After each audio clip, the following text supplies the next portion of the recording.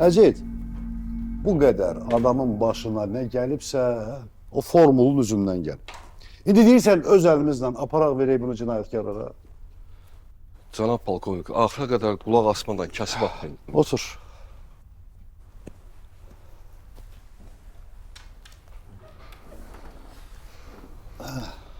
Cavadgilin dəstəsi axtarışdadır. Rüstəm onların birini az qala tutmuşdu. Ondan sonra lab dəliyə giriblər. Həm də o İtaliyadan gələn Luka deyilən Zoltan Varqa da onların yanındadır. Ötən hər gün, hər saat, hər dəqiqə bizim əleyhimizə işləyir.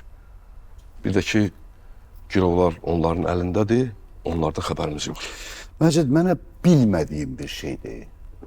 Cənab polkovnik, onların gizləndiyi yerdə ev, tikili, bina, baza çox yerlər var. Və hər gün də oralar yoxlanılır bir neçəsi. Amma nəticə yoxdur. Kameralarda düşən yoxdur. Məcid, konkret təkliflidir. Amma onu da deyim ki, bax, mən bu işə isti baxmıram.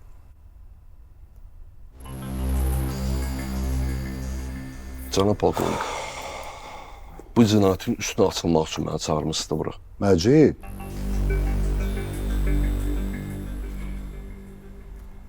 Cənab polkovnik, bir fikrim var.